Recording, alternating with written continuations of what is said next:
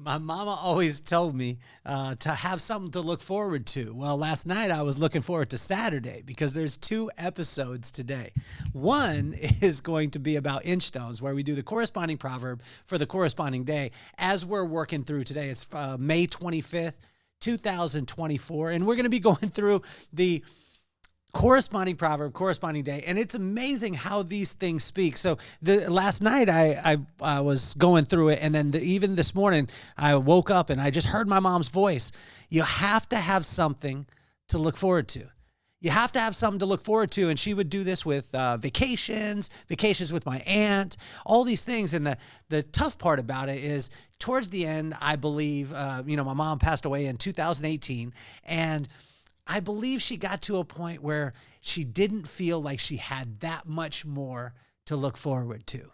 But as a kid, she was always like, if it was Monday, she was always saying, Friday is coming.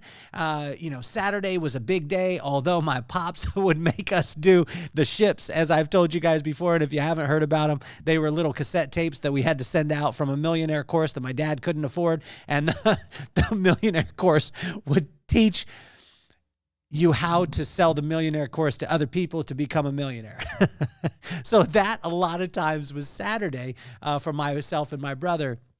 But as I've gone along in my life, I've always, gone back to that thought. And my mom, with my mom saying, is we have to have something to look forward to. And I want to ask every one of you, do you have something to look forward to right now? And the challenge is not looking too forward, not getting so far in the future that we don't enjoy today, that we don't look right in front of us at the little tiny moments or inchstones that can build the milestone as we go along. And those little moments that we have are massive, right? And so we always have to have something to look forward to, but this is the one that I don't want to talk about, and I don't ever want to breach the subject because then I have to be held accountable. And this is self-control. Self-control is probably one of the toughest things in the entire world, but everything seems to lie in wait with self-control. If you look at anything that that has an incredible result, most of those things come from a foundation of self-control. Well, when we have something to look forward to, we can control self a little bit better. And so the corresponding proverb for the corresponding day, this little bit, this proverb today hit me so hard, and it was all about self-control. And that self-control will come from having something to look forward to. Thank you, Mama, for giving me that wisdom. Why don't you say that we get this party started?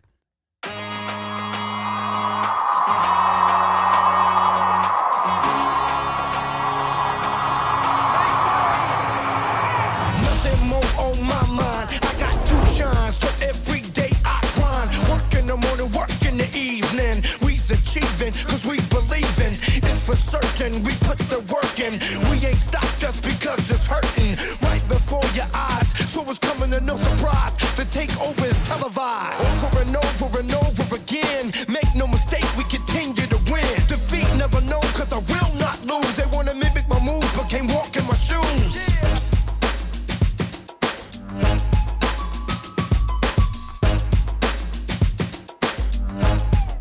Have you ever had the time where you wanted to react in a certain way and you had to pull yourself back?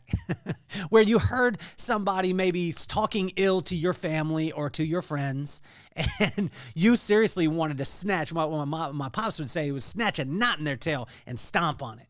Well, as much as I read the word, that I'm in the word and all those things, there's times, seriously, where someone will say something or they'll offend my family or they'll offend a friend of mine. And I seriously just want to take them and I want to, smack them a little bit or shake them and help them to realize that, wake up and don't do that to my family or the people that I love. But it takes self-control to step back. Sometimes it takes self-awareness because, there's a large portion of those times where me not being a fighter that I get knocked out. And so I don't want to have to go home and explain why I got knocked out because I reacted in a certain way. And that takes self-control. Self-control is probably one of the hardest things that we'll ever work with. And in Proverbs 25, it dives into this, but it just like God always does. He does it in little inchstones, little bite-sized pieces to help us. And he takes us on a journey. This journey today was first when I listened to it. Then I came home and I wrote about it, and I read about it, and then I wrote about it. So I listened, I read, and I wrote. And now I'm going to speak about it. And self-control is, again, one of the hardest things to, number one, fathom, right? It's easy to talk about. It's hard to do. It has tons of rewards. The pitfalls of it, or the lack of it, is there's a lot of destruction when that happens. And it seems so simple, and it seems like we would choose it all the time. And it's elusive. And it being elusive, it was amazing because in Proverbs 25 today, what God was able to give us is just a way and a blueprint to walk us down, but he takes us on a journey that way. So for those of you tuning in for the first time, welcome. It's The Vibe with Kelly Cardenas, and I'm your host, and that's my name. And we are going to have an incredible time. We go through the corresponding proverb for the corresponding day, and we go back to 3,000-year-old wisdom that could be applicable in today. So not just about then this has nothing to do with religion. It has nothing to do with ritual. It has all to do with just a relationship with wisdom. And where do we get wisdom? We get wisdom from the fear of God. Fear of God will come from respecting him. And the only way we could respect anything is if we spend time with it, and it proves and shows that it's consistent, doing exactly what it says. And that will gain us respect. That'll give us wisdom, which is the right use of knowledge. And then everything else is built on that wisdom. So let's hop right into Proverbs 25. So the quote from my mom, we always need something to look forward to. Let me ask you this, in today, right now, do you have something to look forward to? Do you have something to look forward to in your job, in your relationship, in your family, in your vacations, whatever it is? We always, I tell you, always need something to look forward to. But as God talks about it through this, and you'll see, he'll let you know that we don't need to look too forward. We need to make sure that we're present where we're at and focus on those little inchstones. So think about this, is seek God and not good. In verse 1, or verse 2 and 3 in Proverbs 25, it is the glory of God to conceal a matter, to search out a matter is the glory of kings. As the heavens are high and the earth is deep, so the hearts of kings are unsearchable. Let me ask you this. When we go into a situation, are we seeking God or are we seeking good? And if we're seeking God, what'll happen is we'll gain self-control because it'll be his will, his plan, and his timing. And that is one of the hardest things to be able to be challenged with, because a lot of times we want to control stuff. So the first thing in self-control is to ask yourself, or to think about, like, seek God and not good. Because sometimes the thing that is good right then is not what God would have for you at that moment. And that's the weirdest thing to understand. Another thing that I realized was in verse 4 and 5, and when we go into that in Proverbs 25, it says, "Remove the dross from the silver, and the silversmith will produce a vessel. Remove the wicked officials from the king's presence, and his throne will be established through righteousness." Watch this. Become aware of the impurities, right? So when he says, remove the dross from the silver, and the silversmith can produce a vessel.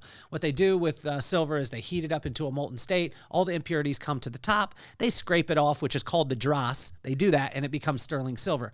But it takes intense heat to bring the impurities to the top. And through intense heat in our lives, whether it be trials or fires, things like that, it will have the tendency to draw out the impurities within us. So with these impurities, number one, you got to become aware of them. Number two, you have to truly acknowledge them. And number three, you just it will give you the freedom to aspire to be able to move on to more. So make sure that we become aware of the impurities that we have. We acknowledge those impurities, and then we get them gone so we can start moving forward and have something great to look forward to. And this is at the beginning, the very, very foundation of self-control. That's in 4 and 5. And as we go through with this is humble yourself or life will. I've learned this so many times where I beat my chest and I say, I'm the man, I'm the man, I'm the man. And then life says, squash.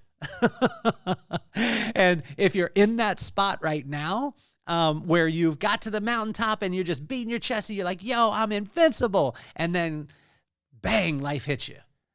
And if you've been hit by life, then you're human. And I want you to give yourself grace, but realize that anybody in the world is not going to live on the top of the mountain. You're going to get to the top of the mountain to be able to have a great view for a little bit of time, to pick out the valley, to go down. And the valley is going to be dark and deep. And what it's going to be for is for rest, to get you ready to climb the next mountain. So in verse 6 and 7, it talks about humbling yourself for life will. Do not exalt yourself in the king's presence, and do not claim a place among his great men. It is better for him to say, come up here, than for him to humiliate you before his nobles. So let other people praise you. Like, letting other people praise you is probably one of the greatest things that you could ever do. Just put in the work.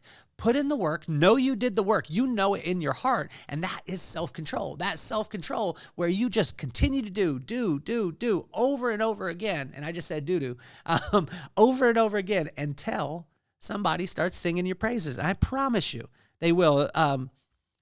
In this self-control thing, we got to learn to mind our business and just simply focus forward. Watch this. In verse 8 through 10, it talks about look to the sides will create anxiety. If I look to the left or to the right, or to the left or to the right, then I'm going to compare myself, and that's going to create anxiety. I'm going to think about all the things I could be doing. If I look back, it's going to cause depression. If I just simply work my land and look forward and have self-control where I have those blinders on, it'll create peace, joy, and love. Do we want peace, joy, and love, or do we want depression and anxiety? Anxiety to the sides, depression to the back, because you can't change it. Look forward, peace, love, joy. It's a pretty simple one. Here's the traits of self-control. Ruling rightly, accepting the rebuke of the wise, and trustworthy messenger. That's in verse 11 through 13. And when we think about that, like the traits of it, when you see a person that has self-control, they'll rule rightly, they'll accept the rebuke of the wise or the correction of the wise, and they'll be a trustworthy messenger in your life. They'll bring good news to you all the time. How to spot someone who lacks self-control is in verse number 14. And this one was strong. It says, like clouds without rain is one who boasts of gifts never given. And I just wrote this, talking loud and saying nothing, and big hat and no cattle. You could spot a person from a mile away that doesn't have self-control, that's just talking loud and has nothing behind it. We've all been around that person. So here's some more traits of self-control. Is patience in verse 15. And it says, through patience, a ruler can be persuaded, and a gentle tongue can break a bone. Patience. When you sit back, I find the wisest people in the room are the people who say very, very little. Sit in that for a second. There's a guy in my men's group. His name is Darren, and he always just sits and consumes. A guy named Mike Small sits and consumes. But I tell you, when you get a chance and you ask them a question, they're the wisest people in the room. Why? Because they have patience. Another trait of self-control is that you'll know the right amount. And this is what we were talking about earlier in verse 16 and 17. It talks about this, and we need to look forward. Like, we need to have something to look forward to. But if we look too far forward, we get so locked into where the future is, we don't connect with what's happening right now in these little Inchstones, these little moments that can happen. So this is the tough part of one. So some people would say the balancing act. I don't believe it's a balancing act. Just when we get focused on God, He won't have us look at a 10-year plan. He'll give us a vision, but then He'll keep us focused in that moment and give us our daily bread. And guess what will happen with that daily bread every single day? Before you know it, your vision will be right in front of you. So you will know the right amount in verse 16 and 17. It says, if you find honey, eat just enough. Too much of it, you will vomit. Seldom set foot in your neighbor's house. Too much of you, and they will hate you. Know the right amount. So look forward, but not too far forward. Look right where your feet are at. Be present and experience these little tiny Inchstones. But always remember, you got to have something to look forward to, right? And so the traits of someone who lacks self-control, and this is the journey that God takes us on through this proverb, is in verse 18 and 19, he gives us the traits of someone who lacks self-control. It says that they don't tell the truth, they're not reliable, they're selfish, they stir the pot, and they're not self-aware. Imagine that. You can, again, see that from a mile away. If you got those people in your life, if you got people who don't tell you the truth, they're not reliable, they're selfish, they stir the pot, they are not self-aware, it's not that they're bad people, they just don't have self-control. And when you don't have self-control, guess where you're focused? Most of the time, when we don't have self-control, this is a crazy thing, we're just focused on self. When you get focused on what God would have you for you on this particular day, in this moment, in this little tiny inchstone, what's amazing is he will give that, and he will give you self-control. It sounds so strange. What about when people do you wrong? This is the hard part, because when we have self-control and then somebody comes up against us, what do? In verse 21, 22, 23, and 24, he explicitly talks about this. If your enemy is hungry, give him food to eat. If he is thirsty, give him water to drink. In doing this, you will heap burning coals on his head, and the Lord will reward you. Watch this. Do right always. Don't let someone take you outside of your character. I watch the NBA all the time. I've been watching, and I'm sad that the Warriors are out of the playoffs. But what I've been noticing is the refs always see and call the foul on the second person that did it. And no matter how a person provokes you, don't allow them to take you out of your character. And so what do we do when people do us wrong? Now, the first one is, how do we handle when someone deliberately harms you? Number two is, what about when people talk bad about you? Because in today's society with TikTok and Facebook and YouTube and all these things, the comments can hurt people. But when you have self-control and you realize that even if someone does us wrong, then we do the right thing, that is the great part of self-control. The last one is, you don't have to stay in it. Do right and move forward. And that's in verse 24. Better to live in a corner of a roof than to share a house with a quarrelsome wife. And it's not just talking about a spouse as far as a wife. It's talking about the people in your life. Do good and then move on. Do good, move on. Have something to focus on and move forward to. That is the self-control. Those who have self-control will bring good news in verse 25. Self-control is like brushing your teeth, making your bed, changing your underwear, and wiping your butt. No matter how many times you do it, you must do it again. And that's in verse 26. In verse 26, here we go. Like muddied spring or a polluted well are the righteous who give way to the wicked. No matter how often you do right, you got to keep doing right. Self-control breeds self-control. But once you don't have self-control, it's not self-control anymore. So self-control is only self-control when it's self-control. And as we finish up, it's to stay humble. Like, simply stay humble and give it up to him. Our self-control begins when we allow him to give us the inchstones to focus us forward. See, in verse 27, it says, it's not good to eat too much honey, nor is it honorable to search out matters that are too deep, right? He says, just stay humble. Don't eat too much. Don't take on too much. And also, you don't need to search out every single thing. Give it to him. Is it a good idea or is it a God idea? Are you seeking good or are you seeking God?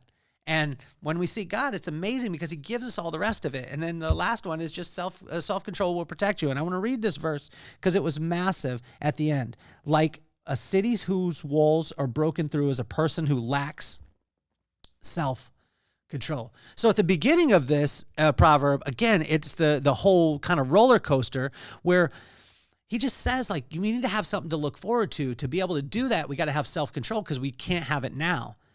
He gives us the basis of it to simply seek him and not seek God and not good. Seek him. Become aware of the things that are challenging in your life and that are the impurities. Humble yourself.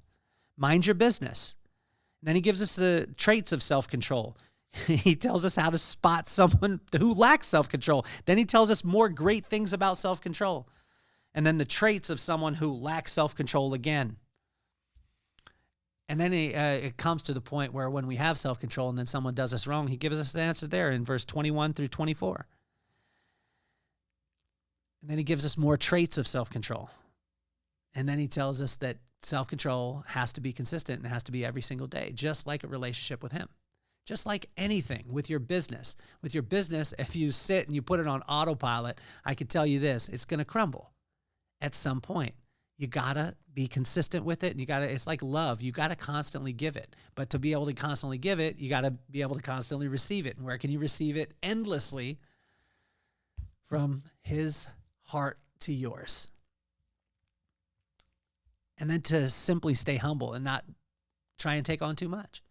Because what starts to happen is when the great things happen, we'll have the tendency to be like, oh, great things happen. I need more of it. I need more. I need more. I need more. And what God is saying is just stay humble and know the right amount to be able to consume.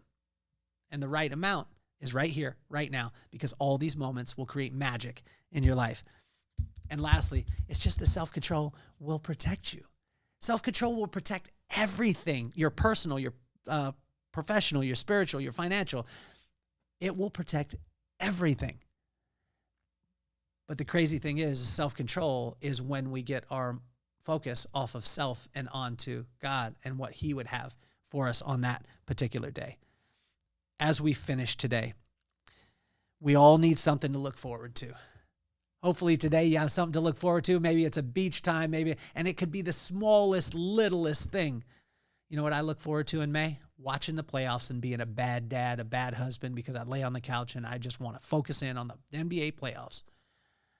I look forward to drinking a root beer out of the bottle of IBC. I look forward to an ice cream sandwich. And this morning when I woke up, I looked forward to coming and spending some time with you guys. We all need something to look forward to. Let me read this to you as we finish. Self-control is at the foundation of most great things, although one of the toughest and most elusive aspects in our life.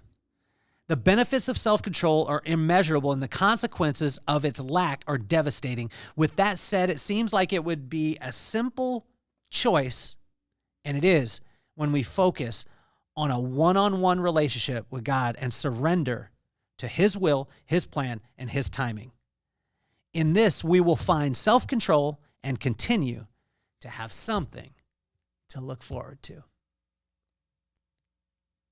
This has been the corresponding proverb for the corresponding day. I appreciate you.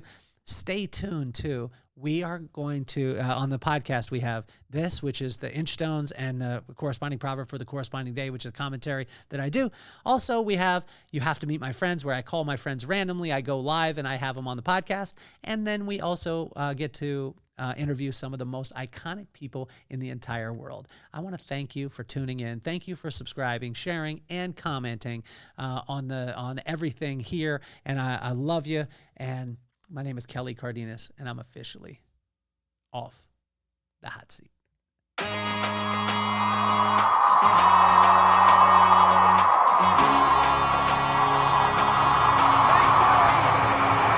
Nothing more on my mind. I got two shines, so every day I grind. Work in the morning, work in the evening. We's achieving, cause we believing. It's for certain, we put the work in. We ain't stopped just because it's hurting. Right before your eyes, so it's coming to no surprise. The takeover is televised. Over and over and over again. Make no mistake, we continue to win. Defeat never known, cause I will not lose. They wanna mimic my moves, but can't walk in my shoes.